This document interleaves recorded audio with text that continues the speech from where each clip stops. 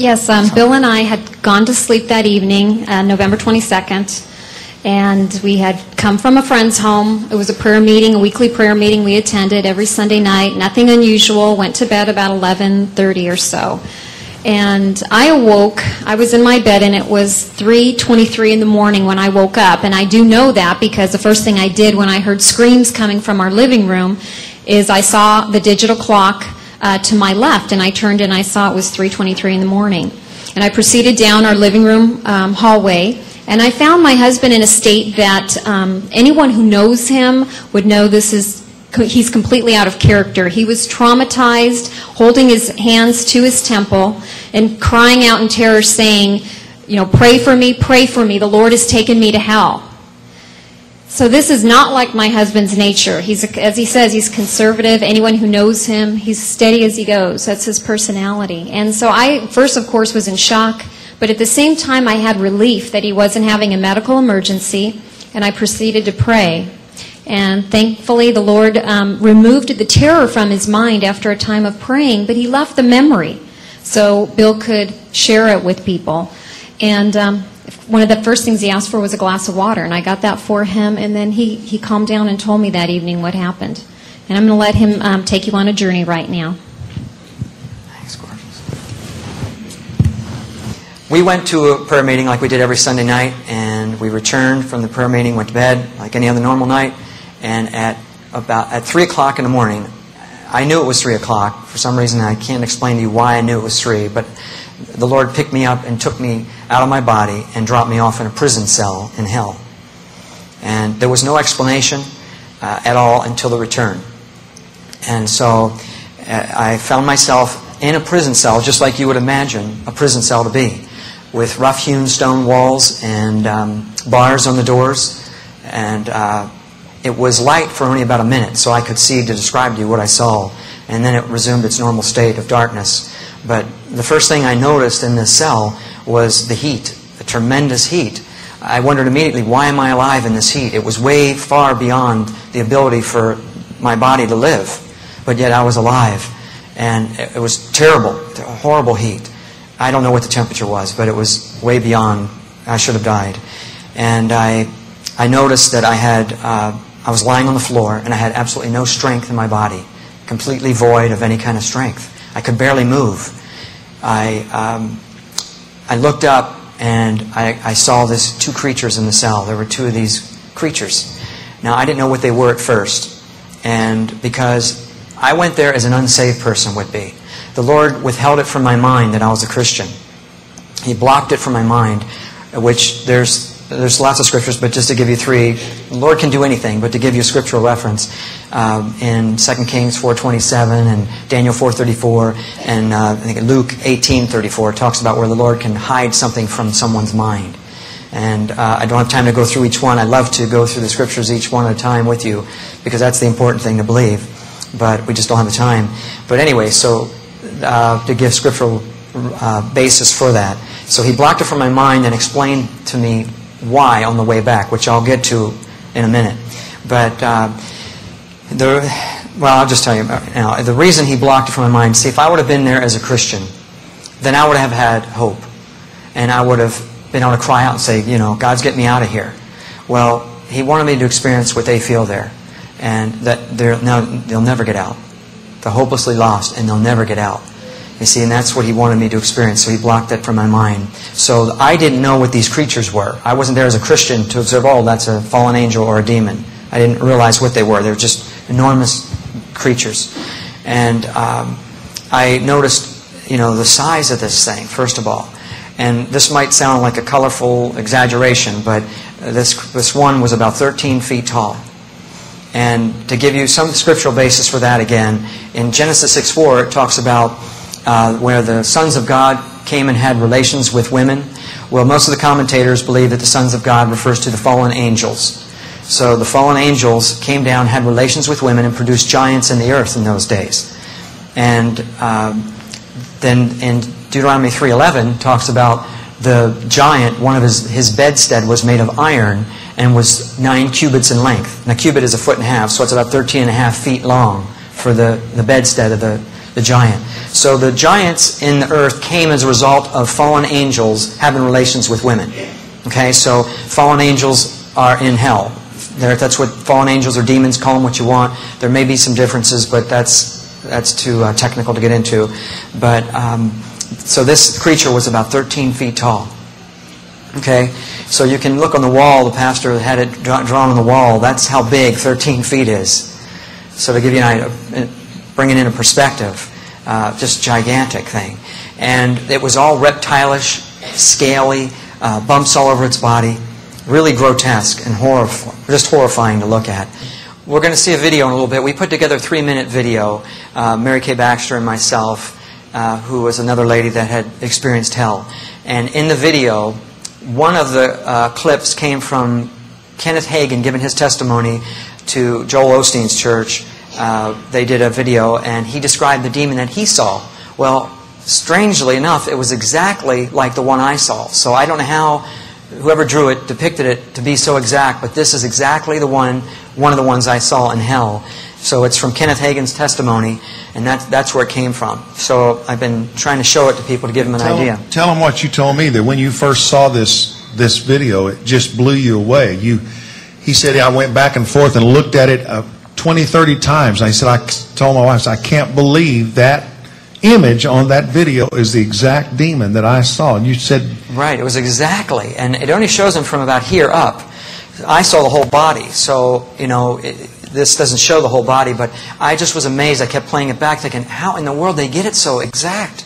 I wanted to contact Kenneth Hagin, but, I couldn't. So, anyway, I don't know how they got it so exact, but this really is a good representation of what they look like. Now, they're all different sizes, shapes, or small ones, and so, which I'll talk about, but this particular one is huge, and it's ferocious. It's not just that it's big. It's ferocious, and it hates you. And it's powerful, and it was pacing in this cell like a caged bull, and ready to pounce and tear me to shreds.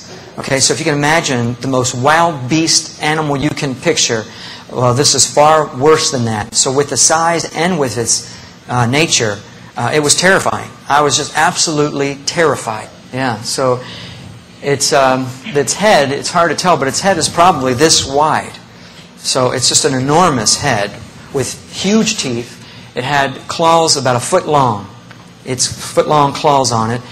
It was totally out of proportion, no symmetry to it. One ear big, one ear small, one arm long, one arm short, 1 foot big, one small. No symmetry to the just deformed, twisted, grotesque creature. And it paced around this cage, and it was conversing with another demon in the cage. The other one looked different than this. The other one had razor-sharp fins all over its body and was thinner. This one was real stout and powerful looking, real wide like that picture on the wall, real wide like that, and big. So you can imagine, look how small I am compared to that. Any of us would be small compared to that. But that's what they look like. As far as the stench from this thing was terrible. Absolutely the most foul, putrid smell you could ever imagine. But besides that, in hell, there's a smell of sulfur, burning sulfur, which you can't breathe. And, if you've been to Hawaii, which I haven't, but they talk about if you go see the volcano, you can't go past a certain point because the fumes from the volcanic ash and so forth is from the sulfur, and it will kill you. It's toxic. Well, that's what you have to breathe in hell. It's toxic air. So you should die from breathing. But yet you keep living. And you don't want to breathe because you feel it's going to kill me. I'm going to die any second. But again, you keep on going. And besides that, there's not enough air to breathe. So you don't have enough air. It's not like you can take a deep breath like here. It's hardly any air at all. So each breath I took, I had to breathe like this. It was like...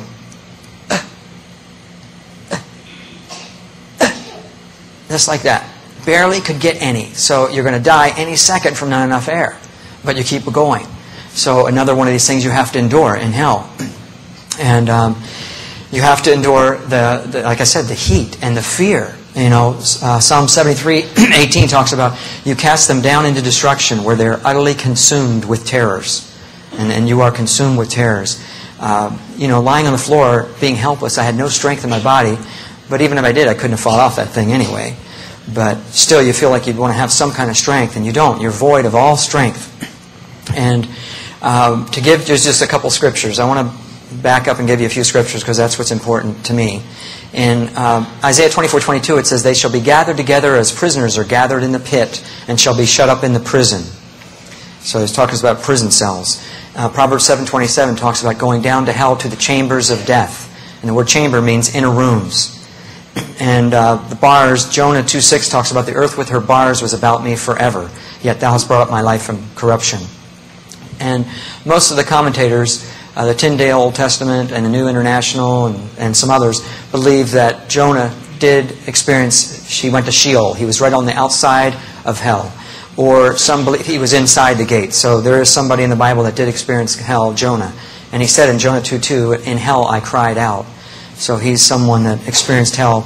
And he talks about the bars of hell. And Job 17:16 talks about they shall go down to the bars of the pit. And it's talking about actual metal bars.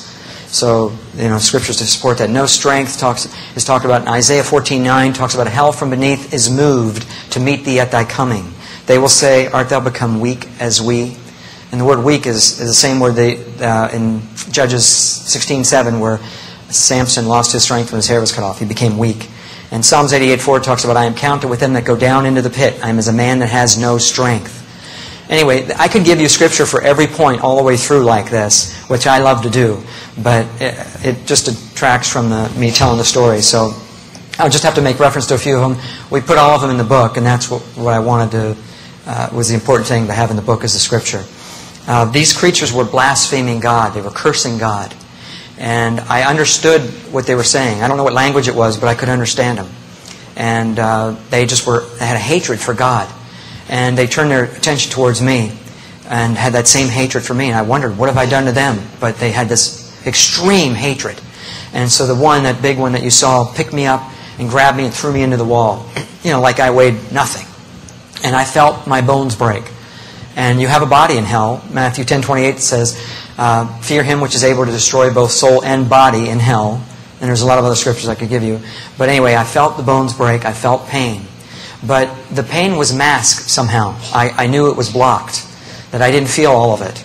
And God blocked most of the pain. He let me feel a little bit of the pain just to be able to relate to people that you do feel pain in hell. It's not allegorical, metaphorical. It's real pain.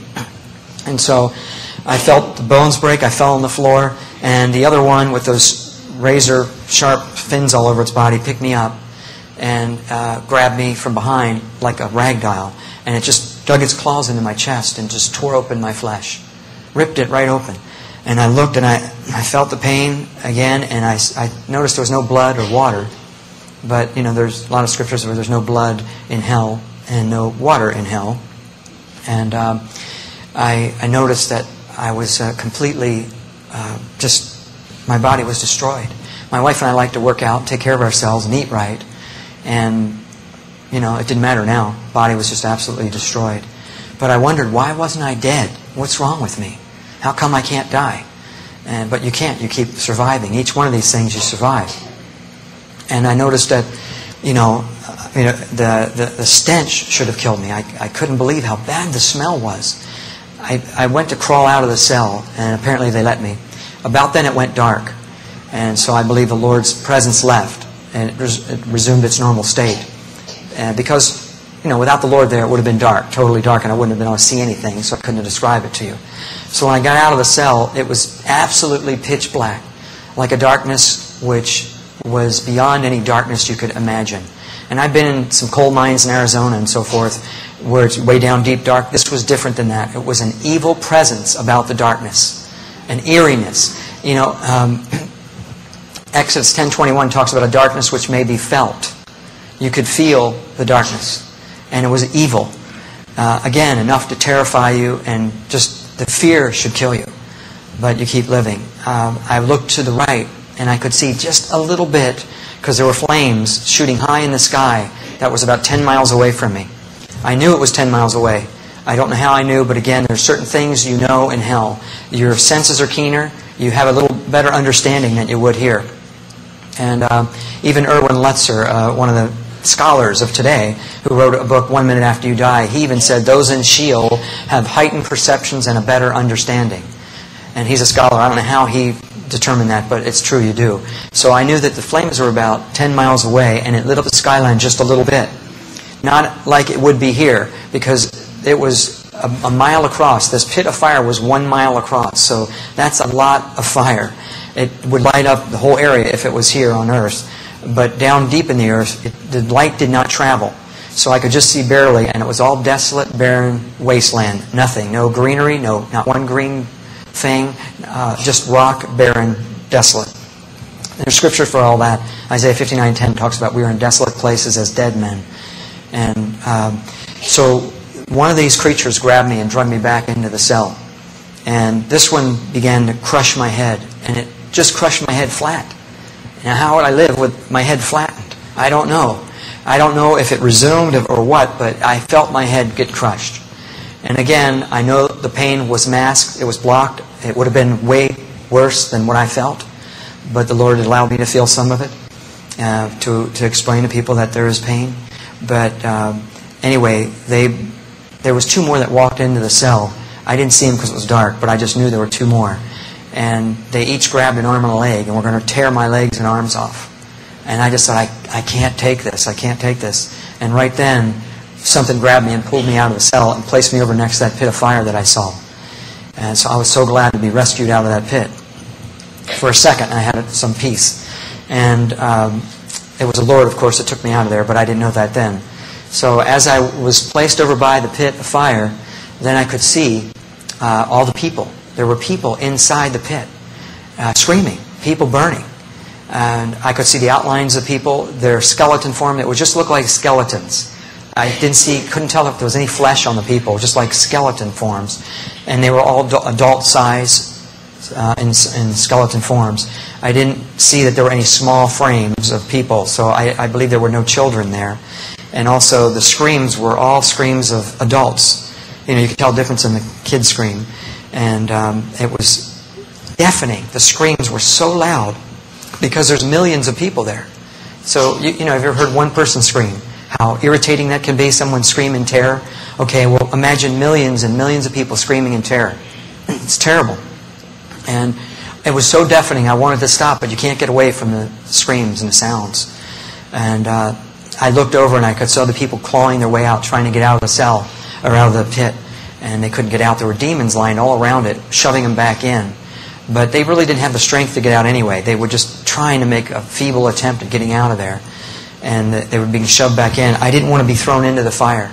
It was hot already. But I didn't want to be thrown in the fire. That's got to be the worst thing. And there's lots of scripture on the fire in hell. Okay, now some say it's metaphorical. It's not real flames. But that's not true. It's real flames. It's real fire. Just like you could imagine. I think it's even hotter than fire would be here. Everything's amplified there. But just to give you a few scriptures, Psalms 140:10 says, "Let burning coals fall upon them. Let them be cast into the fire, into deep pits." Matthew 13:49 says, "The angels shall sever the wicked from the just and cast them into a furnace of fire." Psalm 11:6 talks about, "Upon the wicked he will rain fire and brimstone and a burning tempest." So there is real fire in hell. And another reason I believe it's real fire is, in Luke 16, where the rich man said, "I'm tormented in this flame," and send Lazarus to dip his finger in water to cool my tongue. Well, if it was metaphorical flames, water would not suffice, right? He wanted water to cool it, just would help with the flames. And in Revelation 9:2, it talks about in the tribulation time where the bottomless pit is opened, and it says the smoke of the pit ascends up, and it darkened the sky, and the sun became dark from the smoke of the pit. Well, if you had to have a real fire to produce smoke to darken the sky. So it's real fire. Even one of the great leaders of the past said, "There is a real fire in hell, as truly as you now have a real body, a fire exactly like that which we have on the earth." That's in the book Hell Under Fire, which is a really credible book written by 9 scholars. And anyway, so the fire burning these people, they were screaming. I mean, imagine burning. You know how terrible fire is. I mean, look at the Twin Towers. How the people that were faced with the heat, people chose to jump rather than some of the people, right? We saw them jump. And because they said the temperature was about 2,000 degrees, that temperature, and that would incinerate them in about 15 seconds. And rather than face that 15 seconds, they chose to jump. And that's got to be horrendous, to look out that tall building and jump. You've got to be pretty serious to jump out of that, but rather than face the heat. And scientists say that the center of the Earth is 12,000 degrees. That's what scientists say. So you can imagine the temperature you have to endure for eternity. It's just horrible. You have no purpose, absolutely no purpose there. It's a useless wasting away. You have nothing to do. You have nothing. And Ecclesiastes 9:10 talks about no work, no device, no wisdom, no knowledge in Sheol. It's just useless wasting away there. And it's a land of forgetfulness. Psalms 88:12 talks about. You have no rest in hell. Now, you need to sleep in hell. Just like you need to sleep here, you don't ever get to go to sleep. Imagine what it's like not to sleep just 1 or 2 nights. Well, you never get to sleep again. So you're kept up. And how your body would feel after just a few nights, you're going to die. Well, there you never get sleep. And Revelation 14:9 or 14:11 talks about, and the smoke of their torment ascends up forever and ever, and they have no rest day nor night. Now, it's talking about the rest from the torments, but also you don't have any physical rest. You see, in Psalms 127:2, God says He gives His beloved sleep. You see, so sleep He has given to the beloved, and you're not His beloved there. You see, every good and perfect gift comes from above. It says in James 1:17. So you see, hell is absent of God's goodness. You don't get to breathe. You don't get to have fresh air. You don't get to have sunshine. You don't get any fellowship with anybody. You never get to be with people again. You're isolated from people. Even though there's people in that pit of fire, they're separated. There's no conversation. You'll never get to be with a person, never have a conversation again. All these things are blessings from God. You see, God gives all these good things that we enjoy, but when you remove God from the equation, which hell is, then there's no good thing in hell. All these things. You don't sleep. You don't eat. The smells are terrible, foul odors. And like I said, no air to breathe. And Isaiah 42:5 says, the Lord gives breath to the people upon the earth. These people are under the earth. And that's another thing. I knew I was down deep in the earth. And there's 49 scriptures that talk about where hell is right now. Okay, it's down deep in the earth. Now later, after Judgment Day, it says death and hell will be delivered up and cast into the lake of fire. But that's after Judgment Day. Revelation 20:14 talks about. So, but right now, hell is down deep in the earth. And there's a lot of scriptures for that. Remember when Jesus descended into the lower parts of the earth and hell was separated by a gulf fixed? Talked about in Luke 16. Ezekiel 26:20 talks about where hell is, and Numbers 16:32. So many scriptures I could point out that would show you where hell is. But I understood that I was down deep in the earth, about 3,700 miles deep. And somehow I knew it was 3,700 miles down. So we know that the diameter is 8,000 miles, so that 4,000 is the radius, so I was close to the center of the earth. And I don't know how I knew that again, but I knew that's how deep it was. Like that pit of fire, it was about a mile across, and that's a big pit of fire. But there were individual pits of fire all around that big pit, where people were in their own individual pits also. There are other prison cells in hell. Some people are in prison cells, pits of fire, a lake of fire, this big, huge lake of fire. And so there's all different places in hell. And there's all different levels of torment. And not all has the same torment or punishment. And there's a lot of scriptures of that. Remember where Matthew 23:14 talks about, therefore you shall receive the greater damnation, inferring there's a lesser damnation. Or it shall be more tolerable for Sodom and Gomorrah than for that city, inferring there's a less tolerable. A servant beaten with many stripes or beaten with few. Hebrews 10:28 talks about how much sorer punishment suppose shall you receive. And so there's a sorer punishment. You make him twofold more the child of hell than yourselves. There's a lot of scriptures on the different levels of torment, but none of them are good. Okay, all of them are bad. Every single level. There isn't any nice spot in hell. So it's not a place you want to go to. Now, I thought about, when I was down there, I thought about my wife. And I thought about I could never get to her again. I'd never get out. She'd never know where I was at. She never could find me. I couldn't get out. And that thought to me was really tormenting. To live with that for eternity, that she would never know where I was, and I would never get to her. she would never know what happened to me. That was horrifying to me. And I've always told my wife I'd get to her no matter what happens. If we're in an earthquake and we're separated that day, I'll get to her. I'll find her. And I couldn't get to her. So another thing that you just have to endure there is being separated from your loved ones. I thought about people up on the earth. I understood that there was a whole world going on up here, but that the people up here don't realize there's a whole world going on down there. Most people don't realize that there's millions of people down there that used to live up here on the surface. And they're all there, tormented. And they used to live here and live their life just like you and I, walking the earth, doing their thing, and enjoying their families. And now they're eternally lost in this place, and they'll never see their families. They'll never see anyone. I thought about, just for a second, I had flashbacks of I wanted to eat a good meal. I have a drop of water. Water was so precious. I just wanted one drop, like the rich man said. One drop would have been so special. And so I really value water highly now. My wife and I both, I carry water everywhere we go. And I have a bar at home. I collect water from around the world. So if you don't like water, you want to learn to love it. Because, when my wife poured it for me when we returned, she poured me a glass of water. And it just all of a sudden, it was life in a glass. See, water represents life. It talks about that in Revelation 21. And it just was amazing for me to look at water and think, there's life in this. And there's no life in hell. So there's no water in hell. Zechariah 9:11 talks about thy prisoners in the pit where there is no water. And a lot of other scriptures. But water is so precious now. Matter of fact, I'm going to have a drink. So.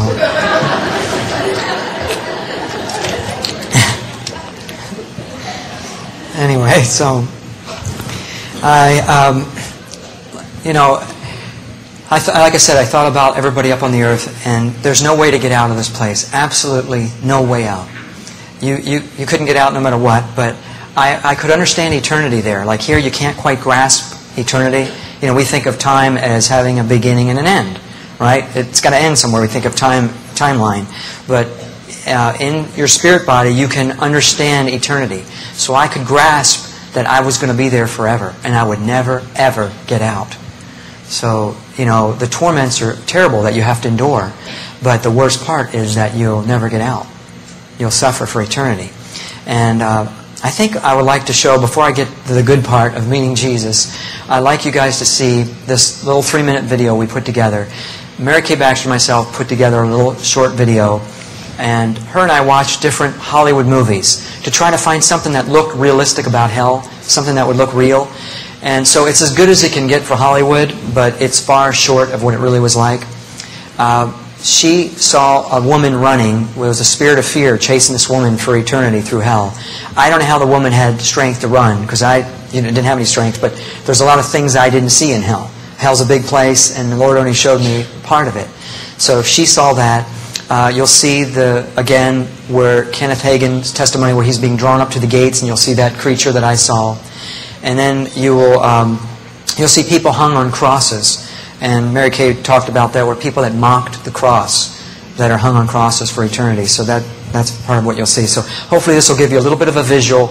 It's just 3 minutes long, and then we'll get back to the good part about Jesus.